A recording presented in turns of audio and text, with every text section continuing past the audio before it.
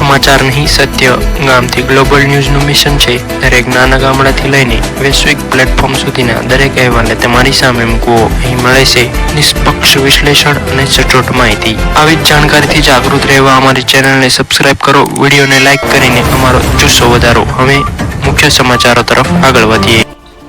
અંબાલાલ પટેલની મોટી આગાહી, ગુજરાતમાં 20 ઓક્ટોબરથી ઠંડીનો પ્રારંભ. લઘુત્તમ તાપમાન 8 સેલ્સિયસથી પણ નીચે જશે.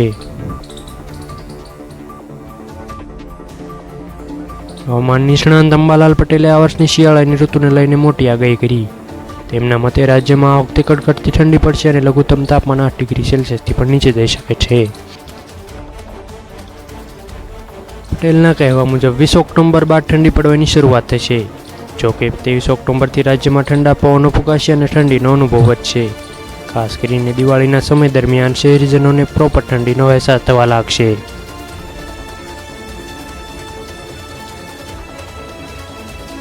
અંબાલાલ પટેલની આગાહી અનુસાર 22 ડિસેમ્બરથી 12 ફેબ્રુઆરી સુધી 8 થી જવતી ઠંડી પડશે.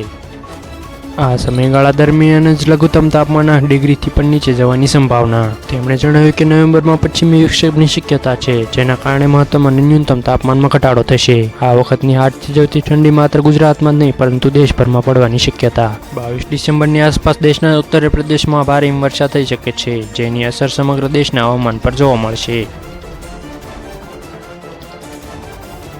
એક તરફ ઠંડીની આગાહી તો બીજી તરફ અંબાલાલ પટેલે 9 ઓક્ટોબર સુધી ગુજરાતના કેટલાક ભાગોમાં વરસાદની પણ આગાહી કરી. તેમણે જણાવ્યું કે મહેસાણા, પાટણ, સાબરકાંઠા, અરવલ્લી અને બનાસકાંઠા જેવા ઉત્તર ગુજરાતના જિલ્લાઓમાં પણ હળવા વરસાદી ઝાપટા પડી શકે છે. જ્યારે પૂર્વ ગુજરાતમાં ભારેથી અતિભારે વરસાદ અને દક્ષિણ ગુજરાતમાં ભારે વરસાદ પડવાની શક્યતા છે.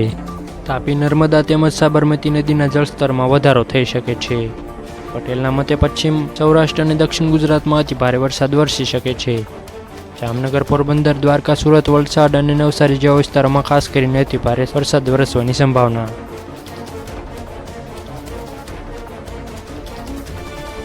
અંબાલાલ પટેલે આગાહી કરી છે કે ચક્રવાતની અસર ગુજરાત ઉપરાંત મહારાષ્ટ્ર, રાજસ્થાન અને ઉત્તર પ્રદેશમાં પણ જોવા મળી શકે છે. વરસાદને ધ્યાનમાં રાખીને માછીમારોને 10 ઓક્ટોબર સુધી દરિયો ન ખેડવા સૂચના આપવામાં આવી. દરિયામાં કરંટ જોવા મળશે અને ઊંચા મોજા ઉછળવાની શક્યતા. રાહતની વાત એ છે કે 10 ઓક્ટોબર પછી વરસાદ ધીરે ધીરે વિદાય લેશે. હવામાન નિષ્ણાંતની આ આગાહીઓ અને ચેતવણી પર તમારું શું કહેવું છે? કોમેન્ટમાં જરૂર કહેજો. વિડીયો ગમ્યો હોય તો વિડીયોને લાઇક કરી નીચેના લાલ રંગના સબસ્ક્રાઇબ બટનને દબાવો અને કોમેન્ટ કરો.